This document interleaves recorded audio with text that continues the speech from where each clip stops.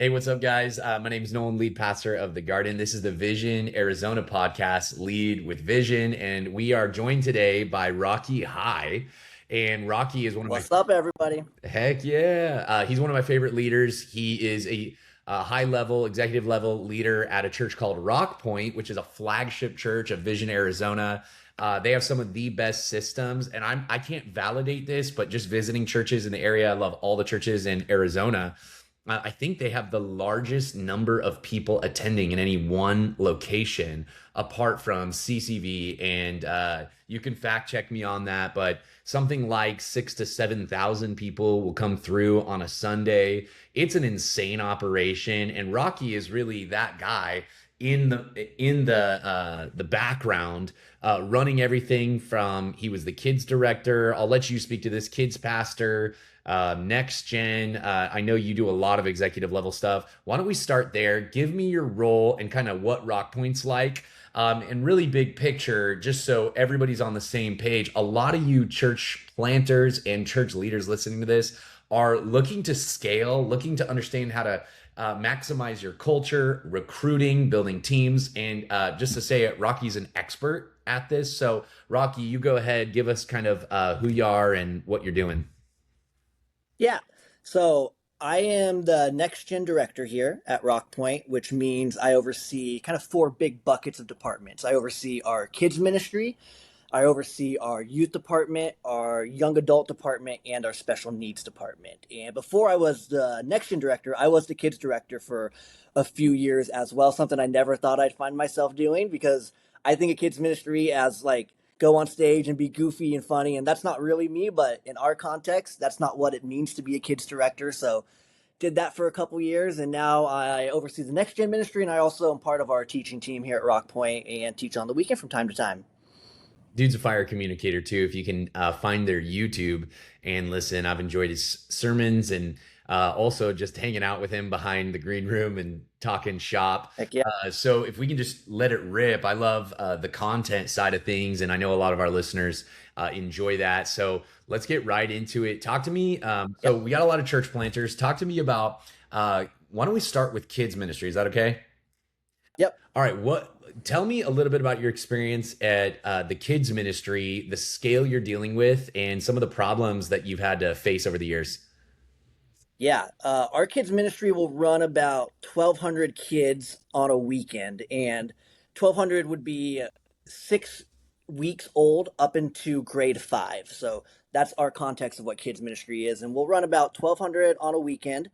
We've got somewhere in the ballpark of 500 volunteers for our kids ministry that we rotate week by weekly, and we can talk a little bit more about that. But we've seen, oh man, all kinds of problems. When I started as kids director, every Sunday we were turning kids away. Not because we had a space problem, but because we had a volunteer problem.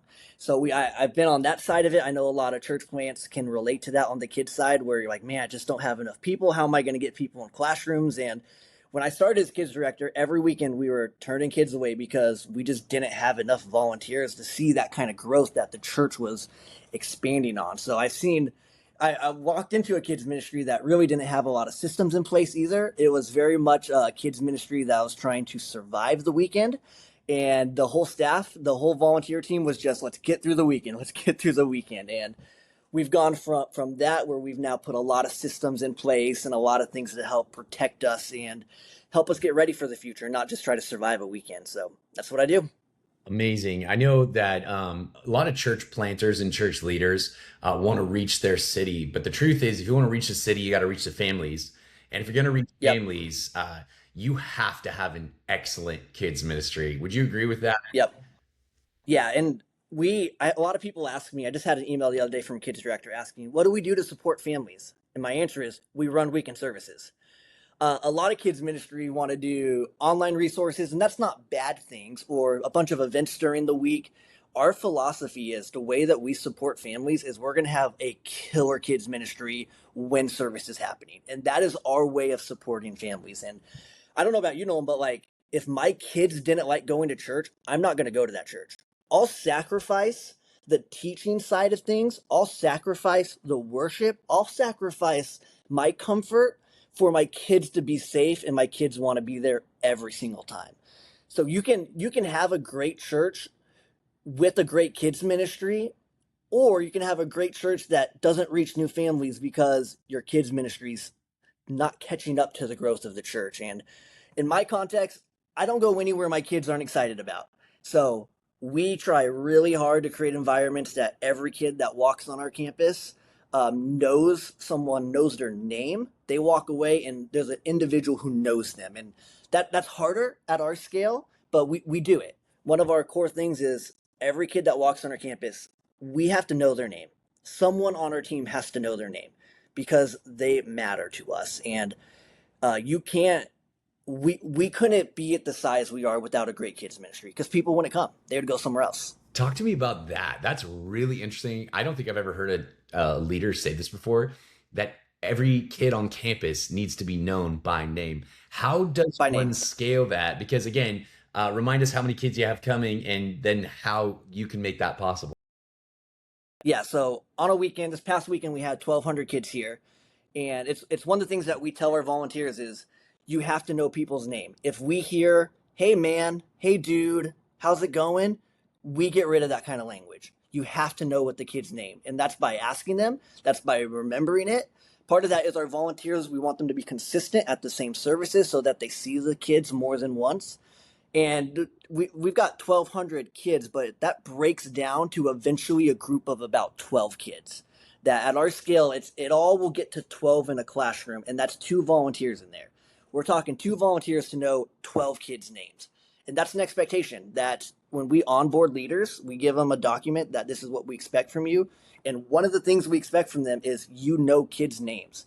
They're not simply, you're there to disciple them. That's what our job is. We're not simply there to babysit them. Like, we have limited time with them, and we want them to know that there's someone at this church who knows them and who's excited they're there.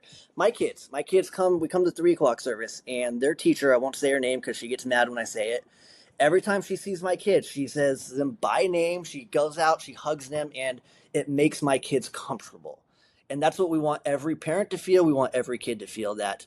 And that's scalable, right? Whether you have 5 kids or you have 100 kids, we should know who they are and we should know them by name. But Rocky, people won't want to do that. That's a really high bar of leadership for Yeah, anybody, let alone somebody who's a volunteer team member. How are for you sure. recruiting and inspiring Yep. people up to that level just from the congregation? Yeah, let me start on that's a high bar. When I talked about how we were turning volunteers away when I first started, and one of the first things I did as kids director was we let go about 30 volunteers immediately. And it sounds counterintuitive, right? Like, you're turning people away because you don't have enough volunteers, but yet you're letting go volunteers. It's because we had volunteers that were a cancer to what we were trying to create, and we would put good volunteers with them, and those volunteers would leave. And it's like, if we're going to actually create something that's healthy, we've got to get rid of the problem. So we now have very strict, this is what we expect from our volunteers if you're going to serve in kids ministry. And our executive pastor often says it's better to be clear early than brutal later. So right up the gate, we say, this is what we expect from you. Can you do it? And often people will say no. And you know what? That's totally fine. Go find a ministry that doesn't need the same expectation. We have really high expectation of our volunteers, and a lot of them meet it.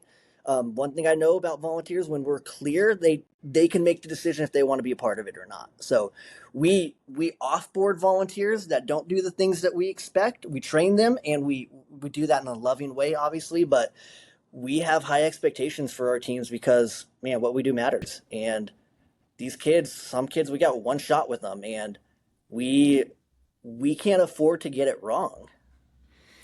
That's insane. So, though being counterintuitive, it actually had the result of becoming a great kids ministry that people want to serve at. How else have you attracted new volunteers?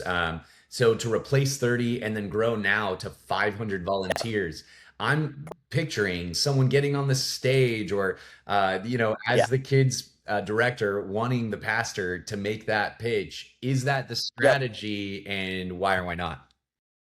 Yeah, I think that's a terrible strategy. And I talk to a lot of kids people. They're like, man, if our lead pastor would just get on stage and say something. I don't think that works the way people think it works. Because I think whenever the lead guy gets on stage and says, look, we need X amount of kids for kids ministry, I think you're actually communicating a couple of things you don't want to communicate. One, you're going to communicate, we're desperate and we need help. Now, imagine the parent who just dropped their kid off for the first time, who's sitting in service and now is hearing, oh, you're desperate. Is my kid okay? We don't want to communicate that message. Second, whenever we do that, what in my experience, we've done that once when I was here, and after that, I said I never want to do it again. I never want Bill on stage saying we need people in kids ministry because it didn't work. We'll get 100 applications of people who feel some emotional goosebump in the service. Our staff would spend hours reaching out to them to try to onboard them, and like 4 would show up because it was just an emotional moment rather than they're actually committing to the ministry. So I don't think on stage gets you the kind of person that you want. And also, when this might be mean, but whenever we do that on stage, we get people that we just don't want to serve in kids ministry, people that don't fit our expectation. The way that we recruit is it's 2 ways, and it's simple but very effective. It's all through relationships. First thing that we'll do is we tell our volunteers, you know what it takes to serve in our ministry. You know our expectation. You know what we're trying to do. Who do you know who can join you? Who's in your life group? Who's not serving somewhere? Who can come sit in service with you and come serve next to you in the next service? So we challenge our volunteers because they know what we're asking. They know what the expectation is, and they know people who can meet it. So we are constantly telling our volunteers who is in your circle who would be great at what we're trying to do. That's one avenue. The other avenue is, and this is a good hack for some of you, any kid in our kids ministry who's just crushing it. You know, Jesus Jr., he's like the best kid in the room. He's cleaning up. He's doing all the things.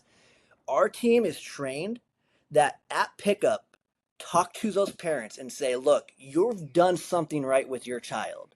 You've created a kid that, man, I wish more parents could help do. Would you help do that here? In worst case scenario, they take the compliment and they walk away. We get a lot of parents that way, where we go to parents and say, you guys are doing something right. Could you come help be a part of the solution at our church? And it's face to face. All of our recruiting is face to face. It's not through email. People don't usually respond to that stuff. It's through relationship and it's through face to face. This is a masterclass on recruiting. Dude, thank you for sharing that. I think that's, Yep. I actually haven't heard anybody say that before. That did Yep. you pick that up from someone else, or is that original Rock Point stuff? The talk to the kid who's killing it. Yeah. I probably have heard it from someone. I don't know.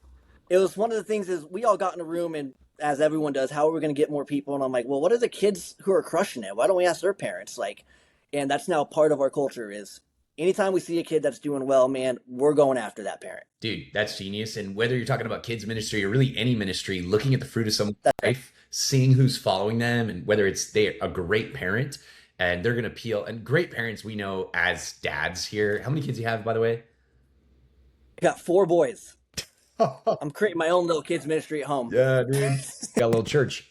I got 3. And man, like when you meet a great dad, don't you just want to follow that guy? Like the best dads in the 100%. room are the alpha male. And so to bring That's right. those kinds of people into the ministry, you're going to multiply that way. Yep. Great, dude. Last question on kids is Yep. as you guys have created culture on that team, what are you doing to retain those people? Yeah, that's a great question. I'll tell you what we're not doing. We don't overdo it. A lot of people are busy, and what we've tried to do on with our volunteers is we don't ask a ton outside of the hour and a half we have them, but we ask a ton in the hour and a half we have them. So we're not asking them to come on Monday nights for something. We're not asking them to come on a Friday night. What we're asking for is this hour and a half window. We need you really locked in with us. Outside of that, just let us know if you're coming on Planning Center. Like for most of our volunteers, that's all we're asking. So our commitment is, do you have an hour and a half every week? We don't do a single all kids leadership gathering with our volunteers. We're never all in the same room together. We've done it. I haven't found it very effective. And 50% come and you put all this effort into it and no one comes. We do all of our leadership training when we have them. So we do one of our non-negotiables is 30 minutes before service. We do something called a huddle, where all the volunteers will come together with their highest level volunteer, because we have different layers of volunteers in our context. We've got a volunteer, we've got a lead, and then we have a service lead who oversees all of it. They all come together for a huddle, and we do our training there. We don't do it all in a room. We do it when we already have them, and we do some type of safety training every week. We do some type of encouragement of our expectation, but we do most of our training when they're there, because we tend to, I mean, Nolan, you got 3 kids. If I get a call saying, can you go to something on Friday night, I'm like, there's no way I'm going to do it.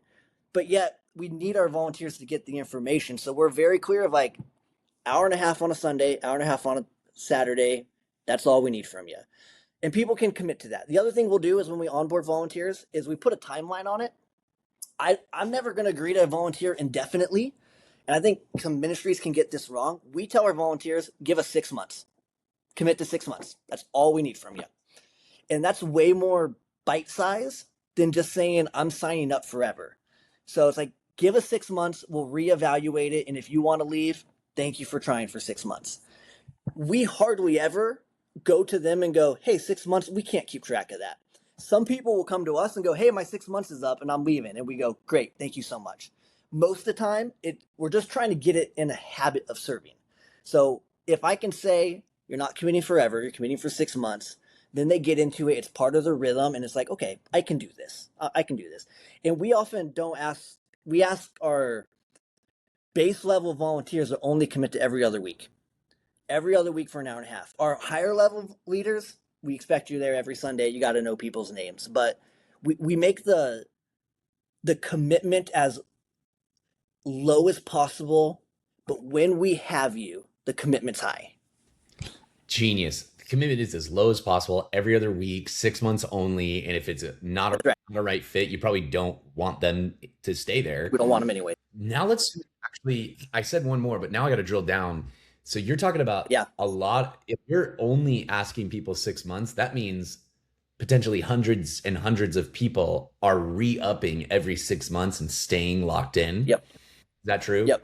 Because you're not Yep. recreating the wheel every 6 months. So that means No. those who are staying, that's the majority, number one. Yep.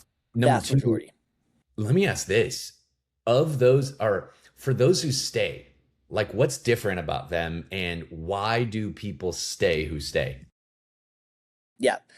They stay because they're cared for. They have the information they need, and they know we're a community. Our teams are there to disciple them as well. I'll give you a great example. We had a volunteer who has been our kids ministry for like 15 years, end up in the hospital, and it's a pretty serious medical thing. None of our staff knew about it. Yet we knew her, and we were all kind of panicky. Like, how did we not know? We reached out to her volunteer lead and said, did you know about this? And she replied and said, I'm at the hospital right now with her. So people feel cared for, and people feel like this is a place that they belong.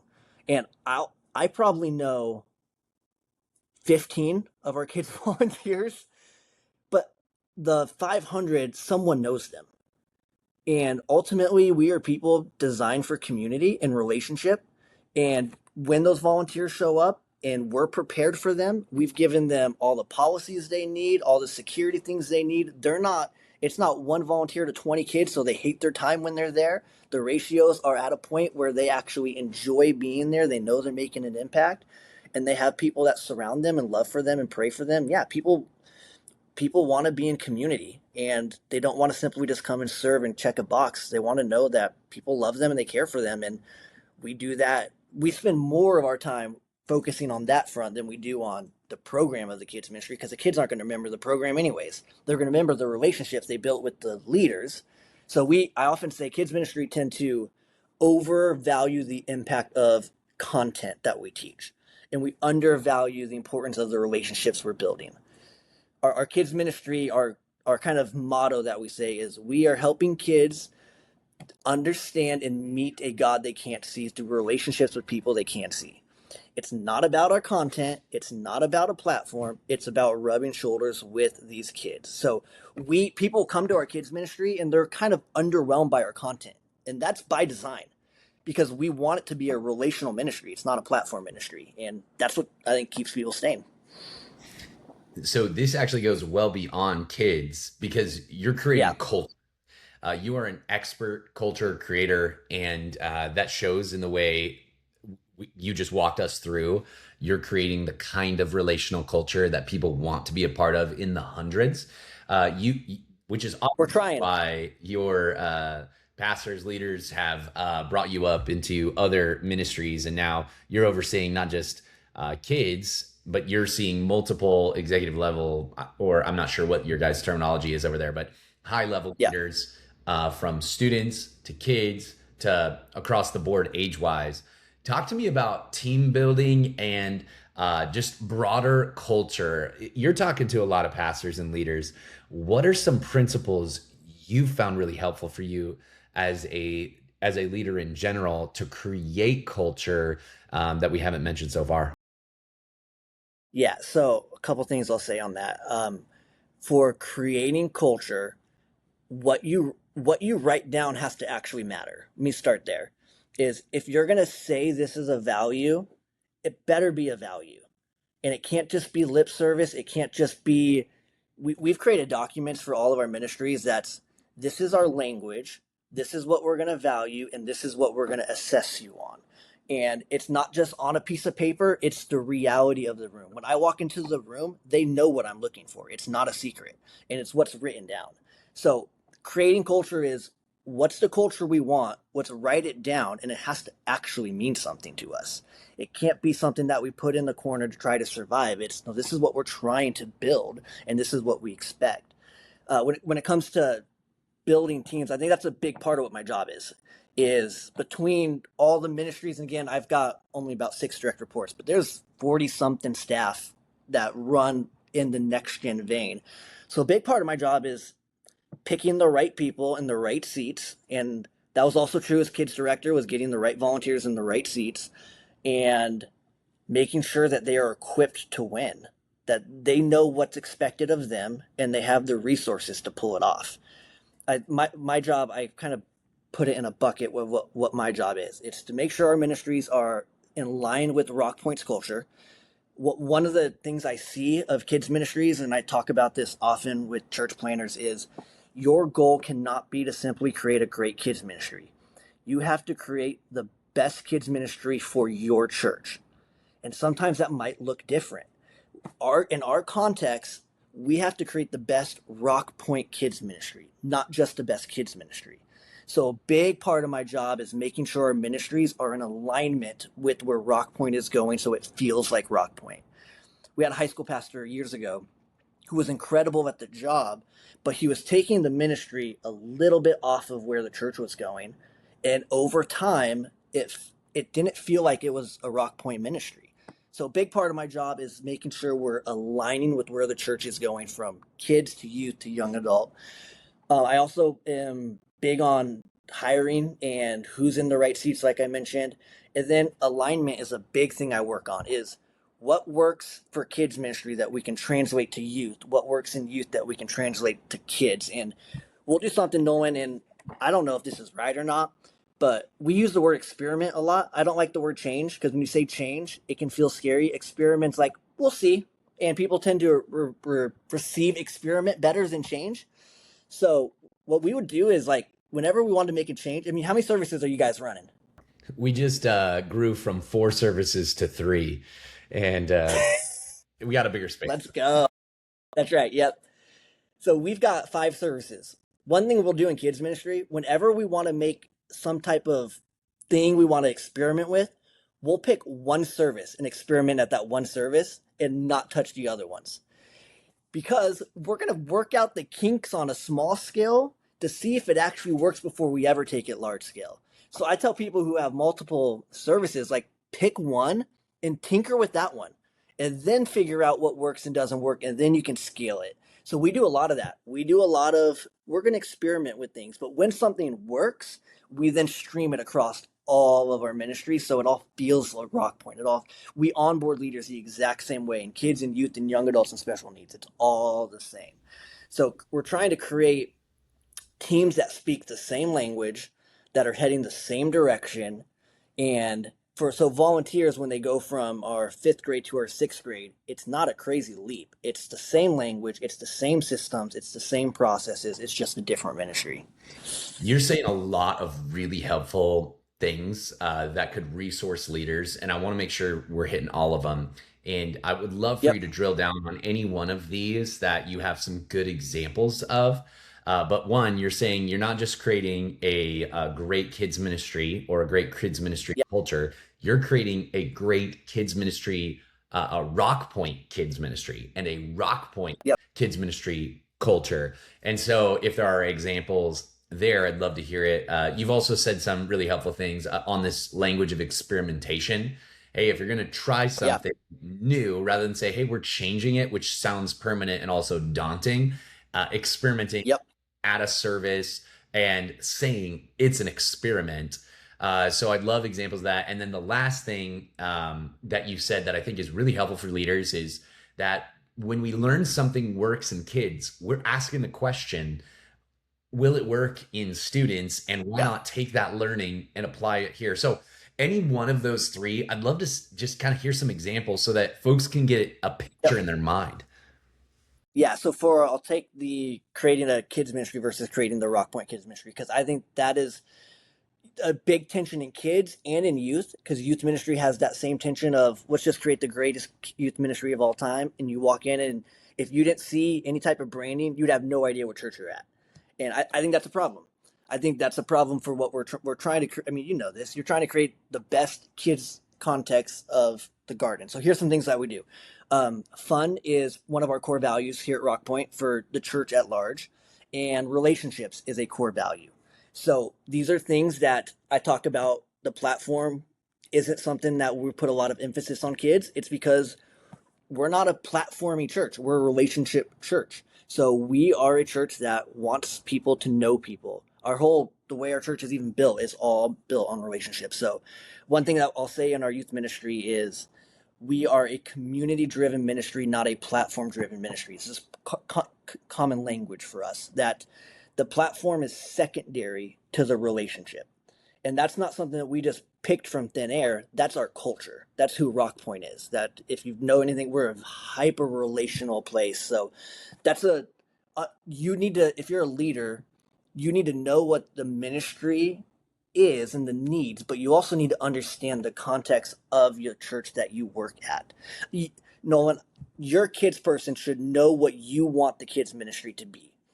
I know what Bill and Dave, our leadership team, what they want a kids ministry to be, because ultimately I'm just I'm stewarding their kids ministry, and I need to take it in a direction they want it to go. And that's true of youth, that's true of young adults. Bill, who's our lead pastor, he's also our lead youth pastor. Whatever he wants our youth ministry to be is the direction we need to take our youth ministry. So great question. If you're a leader in the room, is do you know what kind of ministry your lead pastor expects of you? Because that's where you should go with it, and that's where the direction you should take it. So I think that's a big thing we get wrong often. On the what was the other two ones? Experimenting, how have you Yeah. what's an example of something where you've experimented and obviously using that language, but then Yep. actually only done it at one service? Do you have something like Yep. So our youth ministry, here's a great example of the crossing. Our youth ministry has something called Youth Crew, which is student leadership, if you will. It's some of our youth that serve in the youth ministry. We develop them, we pour into them, and it's been working for years. And I went to our now kids director and said we should have a kids crew, some version of that, where because one thing that we've noticed is a first time guest that walks into a room, whether they're 10 or 8, is terrified. So we wanted to create, how can we take a kid who their one job is to go know that person? And we're going to call them Kids Crew. They're going to have a lanyard, and they know whenever someone's new here, you're their best friend by the end of the day, and you two have to know each other. So, but that's a big project to launch across 5 services, across all these kids' ministry. So we picked our 4th and 5th grade ministry. We picked one service, and we tried it, and there are things we changed, there are things we liked about it, and eventually we got to a point where we felt like we fine-tuned it enough to then take it and expand it across all of kids ministry. And if we would have expanded it first, we would have had a lot more problems because there are things that we tried that we failed really quick on. Like, oh, that's not going to work. But because we experimented it on a lower level, it made it so the rolling out process was a lot better. And again, we don't use the word change. We're experimenting because I that's a Larry Osborne thing. He preached out here a couple months ago, and I got to hang out with him. And he probably didn't like me at the end of it because I asked him every question imaginable. And he talked about that they don't use the word change, that they use the word experiment because people take that a lot better. And everything we're doing, we're not married to any method. The method is just to get us to the ultimate goal. Yeah. I just want to point out that this guy was able to find one example for two different questions. Yeah. But you took something that you guys learned in students' works and asked the question, could Yeah. this work in kids? And then Yep. you tried it at one service as an experiment. Yep. I've heard the language of a pilot, right? Like we're gonna try this pilot program. In the business world, it's like releasing a beta, like the beta Yep. version of this, so that in experimentation you get the feedback of the customer, so to speak, tweak it, Yep. and then we can ship it. And then the other one, you talked about this idea of not just piloting things, but gosh, what was the other thing? Uh, I don't know. It'll come to me. But great stuff, dude. This is Yeah. phenomenal. Being able to pilot a program, experiment with stuff. Dude, this is very applicable. It's funny, I had intended to ask you a lot about the next gen stuff and obviously culture creation, but regardless of what your role is in a church, whether that's students, worship, executive pastor, Yeah. like lead pastor, church planter, all we can all take something from what you've just said and apply it to our ministries really today. Before we're done here, I don't want to soak up too much of your time, but I feel like we could pick your brain all day long, dude. Um, Give me any last things that you want to encourage church planters, but also church leaders who are looking to reach more people, looking to create awesome teams and awesome culture, and churches ultimately that, like families are magnetized towards. Any last things that I either should have asked you or things that you'd love to leave us with? When I first started as kids director to where I am now, the biggest growth I've had is don't be married to something that someone gave you. We can in kids ministry we tend to not think a little bit outside the box. We think it has to look a certain way and there's no room for I would where we are today is because a lot of us got in a room and said, "What if? What if we did this? What if content didn't matter to us? It matters, and you know what I'm saying, but what if we didn't spend all this time on it and instead we said we're going to be relational and that's how we know we won or not?" And I would say have the freedom to say, what do you want this ministry to look like? It can look very different from the church down the street. Like, what does your ministry in your context need to look? One thing that we do is our high school ministry for their small groups, we call them communities, which our team would yell at me for calling them small groups on here because we're sacred about words. And you'd get that, Nolan. Our small groups in high school are optional. And a lot of people hear that and they're like, you're insane. You have them on campus. Why would you not require them? We got there by just saying, what if? We had a hard time getting ninth grade boys to commit and take it seriously. So what if we said, go home? We're only going to keep the ones that want to be here. And now we've got 600 high schoolers in communities. Our communities are larger than our high school gathering, and they happen on the same night. People are literally skipping the service to drive to be a part of communities. So our idea of making it optional has actually grown it exponentially. And that just came from I know this is what people expect to do, but what if we tried something different? What if we're willing to push the envelope on something? So encouragement would be, man, if you feel a conviction about something or there's something that your church is like, man, we need to go after this. Don't get so caught up in this is how it's supposed to look like. Like date the method, be married to the mission. The method is just a tool to ultimately get us to our mission, and the method can change and should change. So I would encourage you to look at your methods and say, is this really producing what we want to produce? Rocky, that is so helpful. I think a lot of, especially church planters, but leaders of any ministries, they have a God breathed vision inside of them, and you've just given them permission to do things that they maybe have been held back from in the past or didn't think was possible. But that kind of permission is sometimes all a visionary leader needs. And so, dude, you just gave them a really great gift. How can folks? Oh, go ahead. Yeah.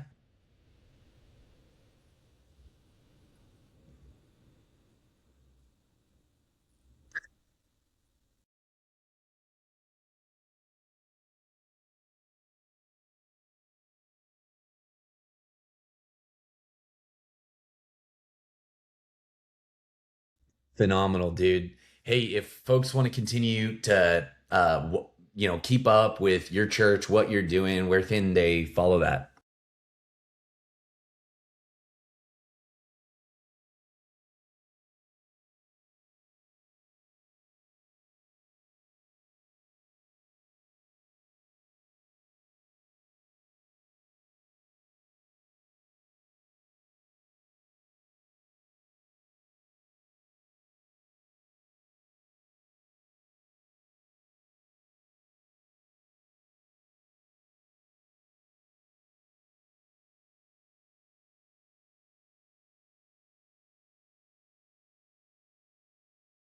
Phenomenal, dude. I'm sure dudes will take you up on that. Thank you so much for your time. Could we do this again in the future? Oh my gosh, you're a well wisdom. Hey, appreciate you jumping on here. This is again the Lead with Vision podcast with Vision Arizona. If you're looking to plant a church, connect with us. We'd love to see more churches get started in the great state of Arizona. Follow Rocky, email Rocky, and stay tuned for more messages from him. Thanks, guys.